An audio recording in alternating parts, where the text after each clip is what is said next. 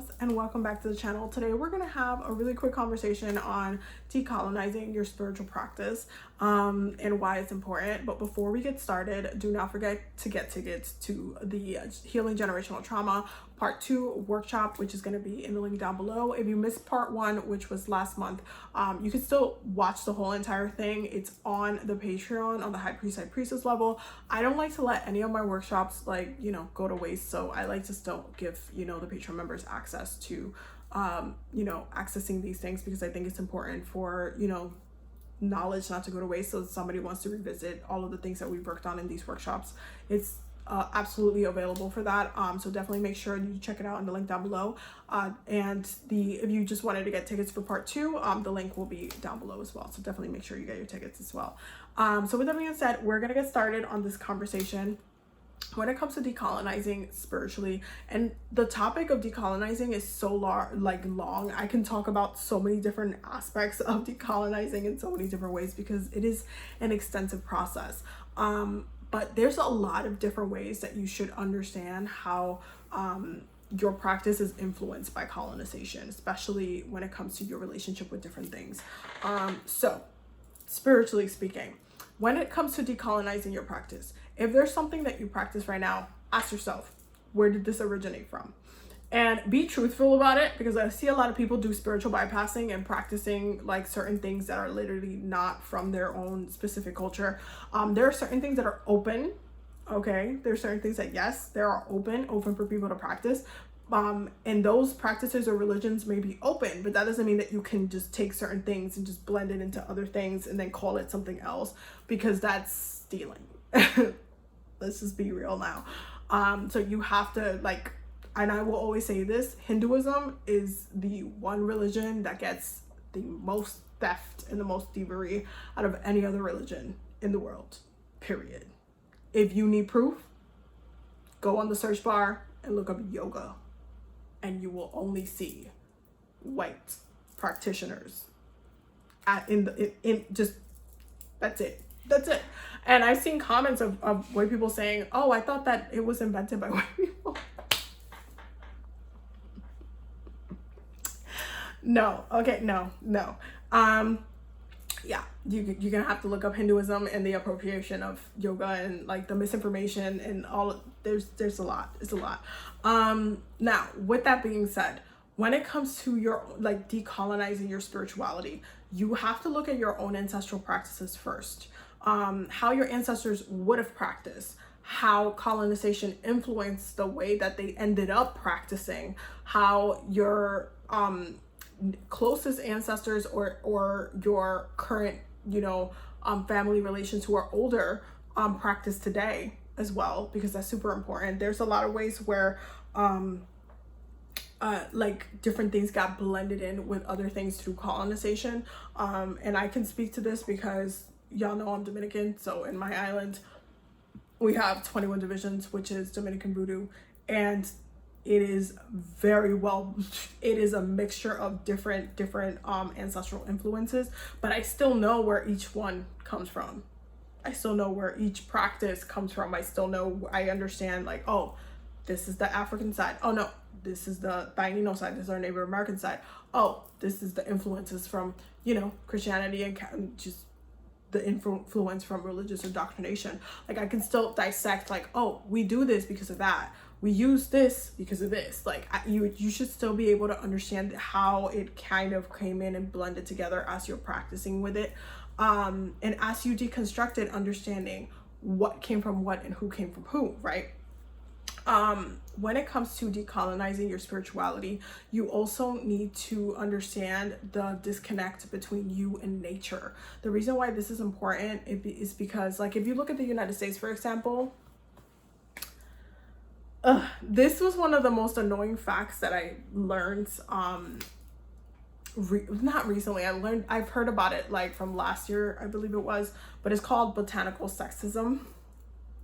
So basically what the US government ended up doing is that they started planting in the United States for a long time now, for a really long time.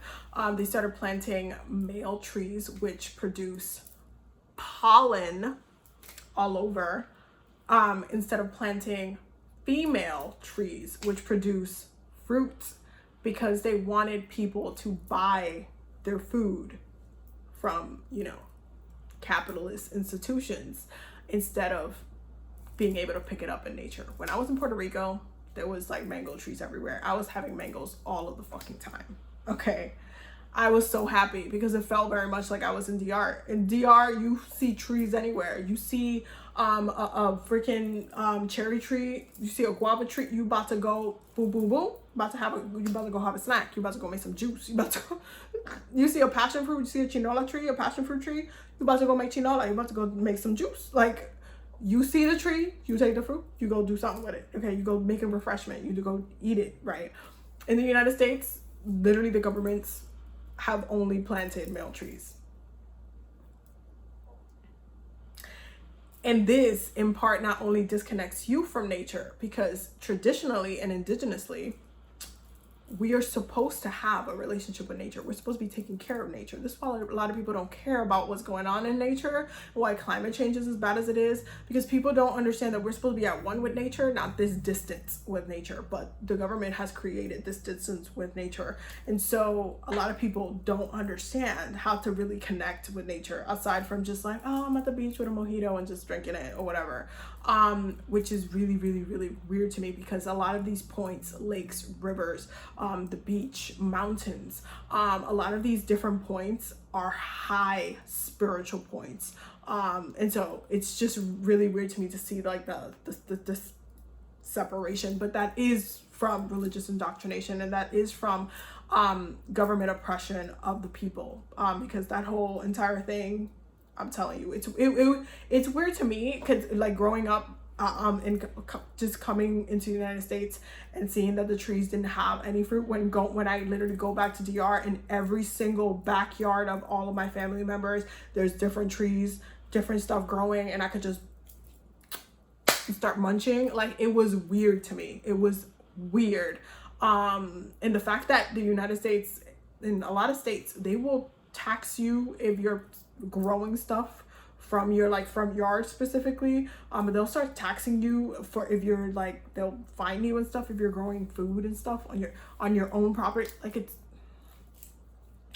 anyway, this is part of colonial trauma, and it affects you spiritually because it disconnects you from nature. And so you need to understand how that separation between nature and you, and how it has influenced your own spiritual practice. Because if you have a hard time connecting to other elements, connecting to spirit, connecting to nature, connecting to different animal spirits as well, because that's the other thing. There's a lot of different spirits, a lot of different beings, deities that work with animals. And if you are trying to work with a certain spirit or something, but then you're just like, I don't understand the signs. I don't understand. Like, I guess I'm using tarot cards. If you're using tarot, and I'm not trying to shit on a thing that I actually use, but if you're using tarot over animal spirits and connecting with, like, actually working with the animal correspondence of that deity, spirit, or being, that's a red flag to me personally. I don't mind using these tools. It's great. I use them. I do read. You guys know I do readings, but I'd rather connect with nature first. I do a lot of my divination is very much working through nature. I do a lot of aromancy. I read clouds. I will read I can't even start diving into the different ways that I work with nature and read different things. But there's different ways that you can work with nature, and you can read the waves. You can read, you can do so much with nature. You can work with the spirits of the trees. You can work with the plants. You can work with different, just get into herbology, get into so many different ways. But the disconnect between nature, even the fact that people think that they cannot heal themselves with plants, even though that's where modern day medicine gets extracted from. This medicine does not come out of thin air. All of that shit comes from nature. So it's like that disconnect of needing to go, oh, you gotta go straight to a pharmacy and pick that stuff up, instead of learning how to heal yourself through plant medicine.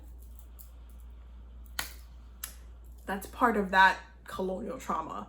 And that's part of that colonial spiritual blockages that you might have, where you're still super indoctrinated into, having to swipe a card and buy things in order to have, or do certain specific things instead of like going to source, which is nature. Nature is source. Nature provides everything. Nature is source. So it's really important to reconstruct the way that you perceive certain things as you are decolonizing your spiritual practice. Nature should be at the top of your list, and you should also be looking at the way that your ancestral spiritual practices and religious practices have been impacted by colonization and religious indoctrination. You should know the impacts. You should know what has shifted, what has changed, how the practices has been altered, what you feel comfortable practicing, how your ancestors feel comfortable as well. There are certain traumas ancestrally that have been passed down through you that you're gonna feel discomfort in. I'll give you an example with me. I don't feel comfortable singing like by myself. Like I've been in choir, I can sing collectively with people, but I don't feel comfortable singing by myself in front of people. And that specific trauma comes from my ancestors, because I come from the land that was the first colonized in the American continent. Okay, our religious indoctrination is the oldest out of anybody else in the American continent. The oldest. We've been religiously indoctrinated since 1492. That is the oldest than any other, from Canada to the United States down. We are the old, from South America. We were the first. So we've been going through, we have the oldest religious indoctrination trauma in the American continent. And so because of that oppression of the voice, this is one of the reasons why when it comes to our indigenous ancestry, there's a lot of things that are hidden and hush and kept in and not spoken about in certain ways that I know comes from my indigenous part of the indigenous trauma that I got passed down from my colonial trauma. And part of that is that I don't feel comfortable like singing out loud in front of people by myself. That is something that I'm still working. I've been working on that since I was a little girl. And I didn't know where it came from until I started meditating with my ancestors. And then I realized, and I got to connect with them in that way. And then I got that confirmation, like, oh no, this is where this comes from. It's because of the oppression of the voice, and that colonial oppression that happened, and that indoctrination into not saying anything, into just keeping things inside. Like, that's where that comes from. That's probably why I'm so goddamn loud in this lifetime too. I'm meant to like break that cycle, which is fine. It's gonna happen. But I recognize where some of these habits are, where I'm pulling these things from, and how I need to decolonize that and break that down. One of the things that my Bahike says, and Bahike is the medicine person of each tribe. So my Bahike, one of the things that my Bahike says a lot that always stuck with me is that we're not just decolonizing, we're re-indigenizing. And that makes sense, because part of connecting back to your indigenous roots is to look at things at the source, look at nature, how you relate to nature. We have a lot of nature spirits. We work a lot with our ancestral spirits, and looking at things from a different perspective than what colonization has left you to look at things. It really opens up your mind when you're trying to do the work of decolonizing and really kind of going on that journey within yourself. It's not easy. It's not a piece of cake. It's not something that can be done in a day either. It's something that takes a really, really long time. But colonial trauma is something that you should have to absolutely look into, because it's not just BIPOC that's affected by colonial trauma and, you know, religious indoctrination. It's also white people, okay? They also lost cultural connections to their roots because they had, you know, a lot of ancestrally joined into this umbrella group of white supremacy. And so they lost a lot of their own indigenous beliefs and connections within their own cultures. They were not the only one.